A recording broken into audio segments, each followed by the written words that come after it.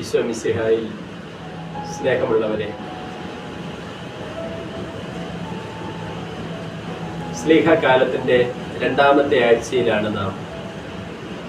സ്ലീഹ കാലഘട്ടം, ഈ ആരാധനാ വത്സരം, പന്തക്കുസ്താ തിരുനാളിൽ ദൈവാത്മാവിനെ സ്വീകരിച്ച സ്ലീഹന്മാർ ആത്മാവിൻ്റെ ശക്തിയാലും അഭിഷേകത്താലും കർത്താവിൻ്റെ സാക്ഷ്യം നൽകുകയും സുവിശേഷത്തിൻ്റെ പ്രഘോഷകരായിട്ട് ലോകത്തിൻ്റെ വിവിധ ഭാഗങ്ങളിലേക്ക് യാത്രയാവുകയും ചെയ്ത് സഭയുടെ വളർച്ച പ്രത്യേകമായിട്ട് അനുസ്മരിക്കുന്ന ആരാധനാ മത്സരമാണ് സ്ലീഹക്കാലം.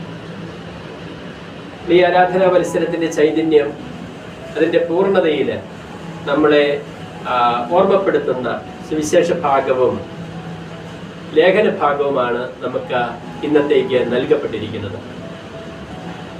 സുവിശേഷത്തിൽ ഈശോ പറയുന്ന കാര്യം,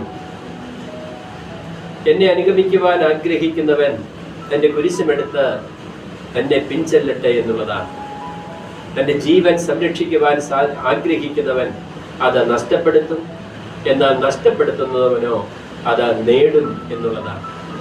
ഇത് വളരെ വ്യക്തമായിട്ട് സുവിശേഷത്തിൻ്റെ വിരോധാഭാസം നമ്മെ ഓർമ്മപ്പെടുത്തുന്ന ഒരു വചനമാണ്. സുവിശേഷത്തിൻ്റെ വിരോധാഭാസം അർത്ഥമാക്കുക, സുവിശേഷ മൂല്യങ്ങൾ എപ്പോഴും ലോകത്തിൻ്റെ മാനദണ്ഡങ്ങൾക്ക് ഘടകവിരുദ്ധമായിട്ടുള്ള കാര്യങ്ങളാണ്. അതാണ് കർത്താവ് മലയിലെ പ്രസംഗത്തിൽ നമ്മളെ ഓർമ്മപ്പെടുത്തുന്നത്. കരയുന്നവരെ നിങ്ങൾ ഭാഗ്യവാന്മാർ, നിങ്ങൾ അനുഗ്രഹിക്കപ്പെടും, നിങ്ങൾ ശത്രുക്കളെ സ്നേഹിക്കുവിൻ, ഒരു കരണം തടിക്കുന്നവന് മറ്റേ കരണം കാണിച്ചു കൊടുക്കുവിൻ എന്നെല്ലാം ഈശോ പറയുന്നത് ഈ സുവിശേഷത്തിൻ്റെ വിരോധാഭാസം ജീവിക്കുവാൻ ആഹ്വാനം ചെയ്തുകൊണ്ടാണ്. കാരണം അവിടെയെല്ലാം നമ്മൾ കാണുന്നത് മനുഷ്യന്റെ സ്വാഭാവികമായിട്ടുള്ള ചിന്തകൾക്കും പ്രവണതകൾക്കും ശൈലികൾക്കും ഘടകവിരുദ്ധമായ കാര്യം ചെയ്യുവാനായിട്ടുള്ള ആഹ്വാനമാണ്. അതുകൊണ്ടാണ് സുവിശേഷത്തിന്റെ വിരോധാഭാസം എന്ന് നമ്മൾ അതിനെ, ആ ആഹ്വാനത്തെയും ആ ഒരു പ്രബോധനങ്ങളെയും നമ്മൾ വിശേഷിപ്പിക്കുന്നത്.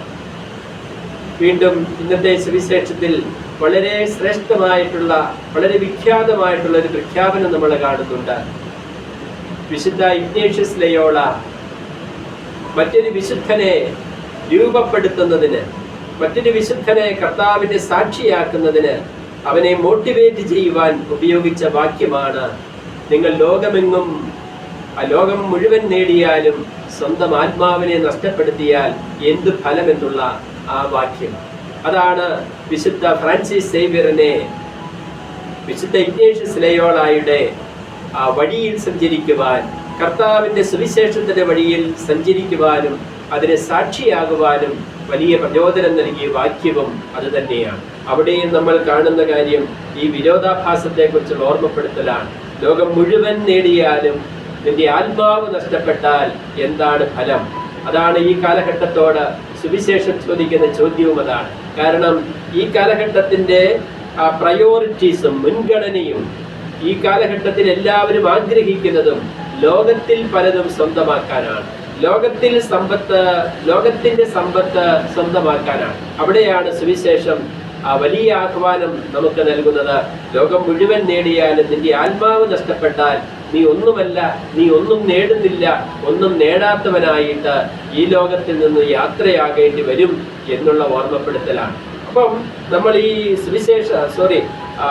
ഈ പറഞ്ഞ സ്ലീഹ കാലഘട്ടത്തിൽ നമ്മൾ ചിന്തിക്കുന്ന കാര്യം എന്താണ്?